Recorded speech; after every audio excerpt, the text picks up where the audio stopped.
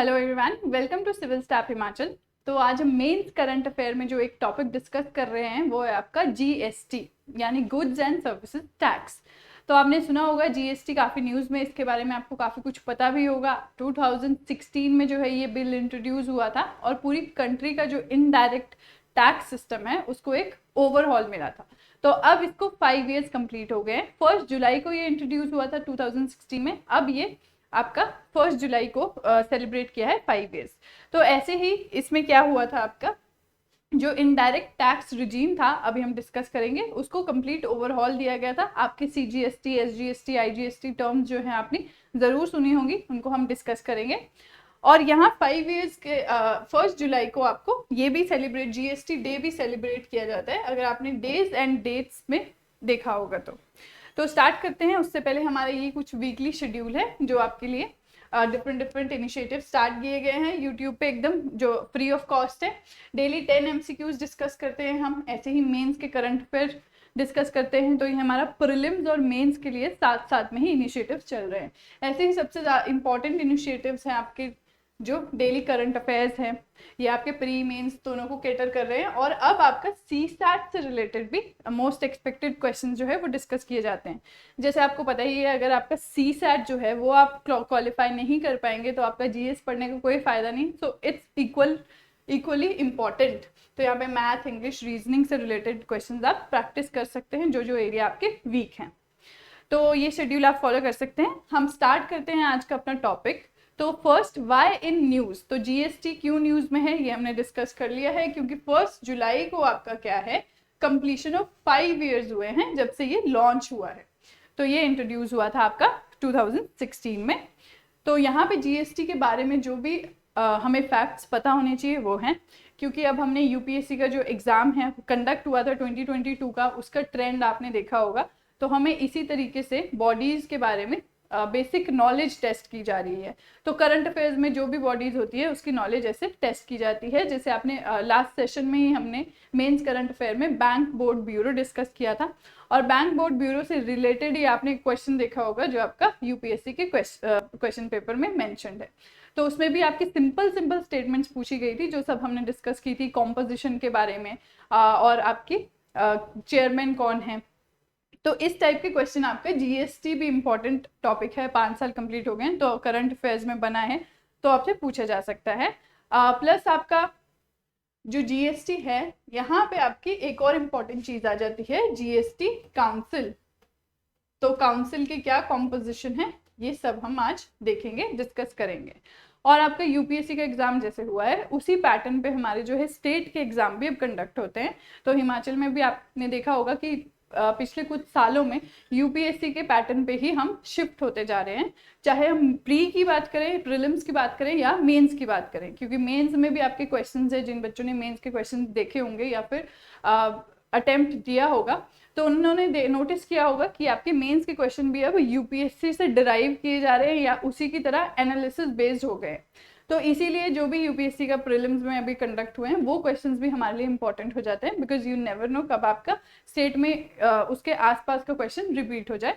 Plus current affair में तो ये टॉपिक्स बने ही हैं, तो इसलिए हमारे लिए इंपॉर्टेंट है इकोनॉमिक पर्सपेक्टिव से, जो हमारा GS3 का पार्ट है।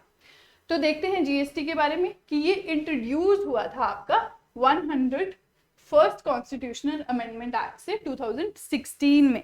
तो ये बहुत इंपॉर्टेंट लाइन है, एज इट इज आपको स्टेटमेंट के फॉर्म में दी जा सकती है। और यहाँ पे कॉन्स्टिट्यूशनल अमेंडमेंट आपके लिए याद रखना इंपॉर्टेंट है, इसको चेंज करके भी दिया जा सकता है। अब सबसे पहले इसकी डिस्कशन 2003 में हुई थी केलकर टास्क फोर्स में ऑन इनडायरेक्ट टैक्सेस। ठीक है, तो 2000 आप देख रहे हैं डिस्कशन जो है वो काफ़ी टाइम से चल रही थी, बट आपकी जो इम्प्लीमेंटेशन फेज में आया है या बिल पास हुआ है वो आपका 2016 में हुआ है। तो 2003 से 2016 बहुत ही लंबा स्पैन ऑफ टाइम है। तो ये हमारे इतने टाइम पे हमारे टैक्स सिस्टम जो है वो अलग तरीके से काम करता था, और 2016 के बाद हमने अलग देखा। तो अब ये कैसे लॉन्च हुआ, वन नेशन वन टैक्स का जो लोगो है, स्लोगन है, उसके अंडर ये लॉन्च हुआ। क्योंकि आपका गुड्स एंड सर्विसेज टैक्स जो है वो बहुत सारे टैक्सेस को सब्ज्यूम करता है, अपने अंडर ले लेता है। अदरवाइज आपका क्या है, हर पॉइंट पे अगर आपका जो भी हम गुड्स की प्रोडक्शन की बात करें, तो जब हमारे गुड्स प्रोड्यूस होते हैं तो पहले रॉ मटेरियल होता है, फिर उसके सेमी फर्निश्ड गुड्स बनते हैं, फिर आपको मार्केट में फिनिश्ड गुड्स मिलते हैं। तो इन हर स्टेप पे पहले आपका टैक्स लगता था और टैक्स के ऊपर भी टैक्स लगता था। फॉर एग्जाम्पल मेरा रॉ मटेरियल है 10 रुपीज़ का है, रॉ मटेरियल के ऊपर टैक्स लगा, वो 12 रुपए का हो गया। अब जो सेमी फर्निश्ड गुड्स है नेक्स्ट स्टेज पे आया, वहां पे 12 रुपए के ऊपर टैक्स लगेगा। मतलब आपके गुड्स की जो कीमत थी वो 10 ही रुपए थी, बट आपके 2 रुपए टैक्स था और अब उस 2 रुपए के ऊपर भी टैक्स लगा है क्योंकि 12 रुपीज पे टैक्स लगा। तो ऐसे ही इसको कहते हैं कैस्केडिंग इफेक्ट, जहां पे मल्टीपल स्टेजेस है आपकी production of goods and services में, वहां पे आपको टैक्स के ऊपर भी टैक्स लग रहा था, बट जीएसटी ने यही डिस्क्रिपेंसी को दूर किया और ये आपका फाइनल प्रोडक्ट के ऊपर लगता है एक ही टैक्स। तो इसीलिए वन नेशन वन टैक्स जो है इसका स्लोगन था। अब इसने सब्ज्यूम कर लिए थे काफी इनडायरेक्ट टैक्स, जैसे हमने डिस्कस किया है अभी, जैसे कि excise duty, value addition tax, ठीक है, वैल्यू एडिड टैक्स आपने देखा होगा, वैट पहले काफी नाम सुना होगा, वो सर्विस टैक्स, जो हम सर्विस टैक्स पे करते थे जब हम होटल्स और रेस्टोरेंट में खाना खाने लंच करने जाते थे, लग्जरी टैक्स, तो ये सारे अब आ गए हैं कहाँ पे, आपके जीएसटी के अंदर। और जीएसटी ने डिफरेंट स्लैब्स बनाए हैं, कैटेगराइज किया है इन टैक्सेस के अकॉर्डिंग, 5% टैक्स, 12% टैक्स और लग्जरी आइटम्स को आपको 28% टैक्स। तो ये सारा अब एक ही टैक्स सिस्टम में है।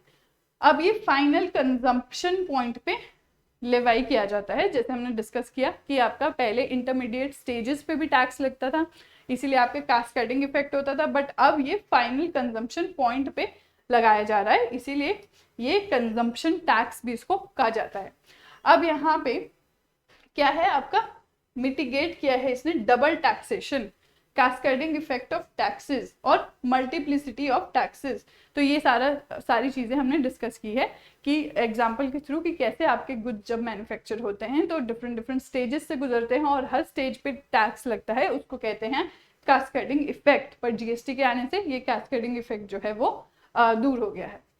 तो ये हमारे जीएसटी के बारे में था, इंपॉर्टेंट स्टेटमेंट्स थी सारी की सारी। अब इसी को आपको उठा के स्टेटमेंट के फॉर्म में डाला जा सकता है।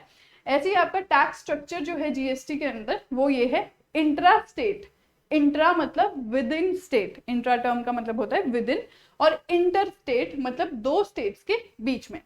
तो इंट्रा स्टेट क्या है आपका, सीजीएसटी जिसको कहते हैं सेंट्रल जीएसटी या गुड्स एंड सर्विस टैक्स, और स्टेट जीएसटी। ऐसे ही आपका इंटर स्टेट में क्या आता है, आईजीएसटी, इंटीग्रेटेड जीएसटी या फिर एडिशनल टैक्स, ठीक है, ये सारा आपका था इसके अंदर। तो इन दो कैटेगरीज में डिवाइडेड है। अब सेंट्रल जीएसटी जो है इसमें क्या क्या आपका सब्ज्यूम हुआ है, एक्साइज ड्यूटी और सर्विस टैक्स, ठीक है, इसको सेंट्रल जीएसटी के अंदर डाल दिया गया है। और स्टेट जीएसटी के अंदर आपका वैट और लग्जरी टैक्स आ जाता है। ऐसे ही इंटीग्रेटेड जीएसटी है, वो बेसिकली आपका जो इंटर स्टेट, दो स्टेट्स के बीच में ट्रेड होता है या exchange of goods and services होता है, उसमें ये लेवाई किया जाता है। तो इसे हम टैक्स नहीं कह सकते, इसे हम स्टेट्स और यूनियन के बीच में जो कोऑर्डिनेशन है वो मेंटेन रखने के लिए हमने ये इंट्रोड्यूस किया है आईजीएसटी। अब यहाँ पे 4 टियर्स टैक्स स्ट्रक्चर बनाया गया, जैसे हमने डिस्कस किया, 5% टैक्स स्लैब, 12%, 18% और 28%। तो 5% में जो बहुत ही कॉमन चीज़ें हैं, गुड्स एंड सर्विसेज है जो आम लोग यूज़ करते हैं, मान लो ब्रेड बटर सभी कंज्यूम करते हैं, तो ये आपके 5% टैक्स स्लैब में रखा गया। और ऐसे ही आपका यूटिलिटी के हिसाब से आपका 12%, 18% और 28%। 28% में आपकी जो लग्जरी आइटम्स हैं, आपकी जो इम्पोर्टेड कार्स हो गई, फोन्स हो गए, तो ये सारे आपके जो है वो 28% टैक्स स्लैब में रखा गया, ठीक है। तो ये हमारा जीएसटी का टैक्स स्ट्रक्चर था। नेक्स्ट आपका है कि बहुत सारे स्टेट्स, जब से जीएसटी इंट्रोड्यूस हुआ है, बहुत सारे स्टेट्स हैं वो इसी पे हेविली रिलाई कर रहे हैं, अपने रेवेन्यू सोर्सेज से कम आपके जीएसटी कलेक्शन पे जो है रिलाई करते हैं। और यहाँ पे आपको गिवन भी है, तो यहाँ पे हिमाचल प्रदेश भी है जो आप लोगों के लिए इंपॉर्टेंट हो जाता है। 41.6% जो है रेवेन्यू जीएसटी से आता है हिमाचल प्रदेश का। ऐसे ही उत्तराखंड का 41.5 और पंजाब का 46.7। तो यहाँ 40s में आपके ये 3 स्टेट्स हैं, बाकी हम देख रहे हैं दिल्ली, छत्तीसगढ़, गोवा, जम्मू कश्मीर। तो बेसिकली आपके नॉर्दर्न स्टेट्स है जहाँ पे रिलाई कर रहे हैं वो हेविली ऑन जीएसटी कॉम्पनसेशन। तो जीएसटी एक सोर्स ऑफ इनकम भी अच्छा बन गया है गवर्नमेंट के लिए। तो नेक्स्ट हमारा है अचीवमेंट्स ऑफ जीएसटी। अब जीएसटी इंट्रोड्यूस हुआ है 5 साल पहले, तो अब हम उसके अचीवमेंट्स क्या हैं वो भी डिस्कस कर रहे हैं। तो यहाँ पे क्या है, टैक्स बेस जो है वो वाइडर हो गया है, मतलब और लोग जो है टैक्स के अंडर आ गए हैं, क्योंकि आपके स्लैब्स जो है डिफरेंट है। अब 5% टैक्स हर इंसान जो है वो ब्रेड खाता है, बटर खाता है या ऐसी छोटी आइटम्स खरीदता है, तो वो टैक्स बेस के अंदर इंक्लूड हो गया। अब generation of E way bills. अब ई वे बिल्स क्या है, जब आपके ट्रांसपोर्टर्स मूव करते हैं एक स्टेट से दूसरे स्टेट में, तो ये बिल्स जनरेट होते हैं, तो उनका जो है ट्रैक रखने के लिए। तो ये भी काफी न्यूज में था, ये एक इंडिविजुअल टॉपिक है, ठीक है जी। फिर इंक्रीज इन एवरेज कलेक्शन, जो हमने देख ही लिया है कि एवरेज कलेक्शन कितनी इंक्रीज हुई है, कि स्टेट्स जो हैं वो हेविली रिलाई कर रहे हैं जीएसटी के कलेक्शन पे। अब रिमूवल ऑफ टैक्स आर्बिट्रेशन। तो अब टैक्स में एक स्ट्रक्चर दे दिया गया है टैक्स को, तो स्टेट्स के बीच में आपके इंटर स्टेट कोई दिक्कत नहीं रहेगी है टैक्स को लेकर। ऐसे ही increase in logistic supply chain. Logistics क्या होती है, आपकी वही ट्रांसपोर्टेशन वगैरह जो आप गुड्स एंड सर्विसेज को बिटवीन 2 स्टेट्स इंटरचेंज करते हैं, तो उसमें भी इंक्रीज हुआ है और टैक्स रेट में डिक्रीज हुआ है। तो टैक्स को हमने देखा जैसे कैटेगरीज में डिवाइड कर दिया है, तो इसीलिए डिक्रीज इन टैक्स रेट। और स्पेशल अटेंशन टू एमएसएमईज। तो एमएसएमईज आपको पता है, micro small and medium enterprises, ये हमारी कंट्री में काफ़ी लेबर फोर्स को अब्जॉर्ब करती है, काफ़ी जो लोग हैं वो इसमें एम्प्लॉयड है, इसीलिए इसके टैक्स रेट्स को कम रखा गया है, ताकि आपकी एमएसएमईज फ्लरिश कर सके और ज़्यादा से ज़्यादा लोगों को ऐसे ही एम्प्लॉयमेंट देती रहे। तो इसको सपोर्ट करने का एक तरीका है एमएसएमईज को, कि उसके ऊपर जो है टैक्सेस कम लेवाई करते हैं। तो ये आपकी ओवरऑल अचीवमेंट्स हैं जो जीएसटी की हमने देखी है over the years, over 5 years. तो अब ऐसे ही एक नेक्स्ट टॉपिक है जीएसटी काउंसिल, जो कि बहुत ज़्यादा इंपॉर्टेंट है ये भी, क्योंकि इन्हीं तरह के क्वेश्चन हम देख रहे हैं। तो अब ये कॉन्स्टिट्यूशनल बॉडी है, ठीक है। कॉन्स्टिट्यूशनल बॉडी क्या है, जो किसी आर्टिकल के फॉर्म में आपके कॉन्स्टिट्यूशन में मेंशन होती है। अब second important thing for you is कि ये कौन से आर्टिकल में मेंशन है, आर्टिकल 279A। अब इसका फंक्शन क्या है, ये रिकमेंडेशन देगी यूनियन और स्टेट गवर्नमेंट को जीएसटी रिलेटेड इश्यूज पे, ठीक है। जीएसटी काउंसिल है तो जीएसटी से रिलेटेड इश्यूज के लिए ही बना है। ऐसे ही आपका है, ये एक फेडरल बॉडी है। फेडरलिज्म का मतलब क्या है, आपकी जो यूनियन है और स्टेट्स हैं सबको रिप्रेजेंटेशन मिल रही है। तो यहाँ पे भी आपके सेंटर और स्टेट दोनों को ही ड्यू रिप्रेजेंटेशन मिल रही है, स्टेट के भी लोग यहाँ पे इस काउंसिल में अवेलेबल हैं। ऐसे ही आपका ये फर्स्ट कॉन्स्टिट्यूशनल फेडरल बॉडी है जिसको पावर्स दी है सारे डिसीजन मेकिंग की रिलेटिंग टू जीएसटी, ठीक है। तो ये इसके जीएसटी काउंसिल से रिलेटेड इंपॉर्टेंट पॉइंट्स है। अब ये भी आपका पोटेंशियल है इनमें कि ये क्वेश्चन फॉर्म कर सकते हैं। नेक्स्ट है आपका कॉम्पोजिशन। तो कॉम्पोजिशन जरूर याद रखिए, एक स्टेटमेंट आपकी वहाँ फॉर्मेशन से उठा ली, एक स्टेटमेंट कॉम्पोजिशन से उठा ली, ऐसे करके आपके 3 स्टेटमेंट क्वेश्चन जो है इजीली बनने लग गए हैं एग्जाम में। तो सबसे पहले आता है चेयरपर्सन। तो बैंक्स बोर्ड ब्यूरो की बात जैसे हम कर रहे हैं, वहां पे भी आपके चेयरपर्सन पूछा गया है कि उसका चेयरपर्सन कौन होता है। आरबीआई गवर्नर उसका चेयरपर्सन होता है, तो वो इनकरेक्ट स्टेटमेंट है। तो अभी हमने लास्ट जो अपना टॉपिक है वो डिस्कस किया था बैंक बोर्ड ब्यूरो। जब वो न्यूज़ में था तो ये रिवैम्प प्लान में था कि उसका नाम चेंज होगा, और अब 2-3 दिन पहले ही न्यूज़ आई थी कि उसका नाम चेंज हो गया है। तो आप लोग कमेंट सेक्शन में बताएंगे कि अब बैंक बोर्ड ब्यूरो का क्या नाम रखा है चेंज करके। तो यहाँ पे आपके let's come back to this topic. यहाँ पे आपके चेयरपर्सन कौन होते हैं, यूनियन फाइनेंस मिनिस्टर। तो जो आपके सेंटर के फाइनेंस मिनिस्टर है वो है। फिर आपका यूनियन मिनिस्टर ऑफ स्टेट या फिर इंचार्ज ऑफ रेवेन्यू और फाइनेंस, इसके मेंबर होते हैं। ऐसे ही आपके minister in-charge of finance and taxation of all states.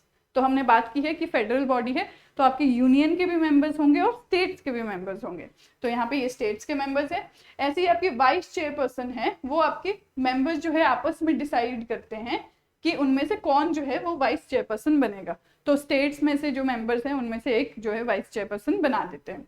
तो यहाँ पे चेयरपर्सन हो गया आपका, वाइस चेयरपर्सन हो गया आपका, आपके सेंटर के मिनिस्टर हो गए, स्टेट के मिनिस्टर हो गए, और आपका जो CBEC सेंट्रल बोर्ड ऑफ यहाँ पे एक्साइज एंड कस्टम्स, यहाँ पे भी आपके चेयरपर्सन जो है वो भी यहाँ पे परमानेंट इनवाइटी होते हैं, बट उनको वोटिंग राइट नहीं दिया जाता। तो ये भी आपकी काउंसिल की प्रोसीडिंग्स जो है वो अटेंड कर सकते हैं। तो ये हमारे मेंबर्स हैं, ये हमारी कॉम्पोजिशन है जीएसटी काउंसिल की, जो कि बहुत ज़्यादा इंपॉर्टेंट है। अब जिस तरीके का ट्रेंड आपके क्वेश्चंस में एग्जाम में देखा गया है, तो प्री के लिए भी ये बहुत ज़्यादा इंपॉर्टेंट है और मेंस के लिए तो इम्पॉर्टेंट है ही। आप कहीं भी ये पॉइंट्स जो है अपने आंसर में यूज़ कर सकते हैं अपने आंसर को एनरिच करने के लिए। तो ये हमारा आज का टॉपिक था।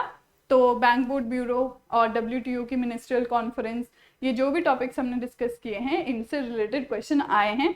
और ऐसे ही आपका जीएसटी जो है और जीएसटी काउंसिल भी एक बहुत इंपॉर्टेंट टॉपिक है when it comes to GS3 general studies 3 आपका सिलेबस का, प्लस आपका प्रीलिम्स। तो ये हमारे कुछ कोर्सेज हैं जो आप लोग अवेल कर सकते हैं। कुछ फ्री कोर्सेज है और कुछ पेड कोर्सेज है। तो कोई भी क्वेरी के लिए आप गिवन कॉन्टैक्ट नंबर पे कॉन्टैक्ट कर सकते हैं। Thank you so much and have a nice day.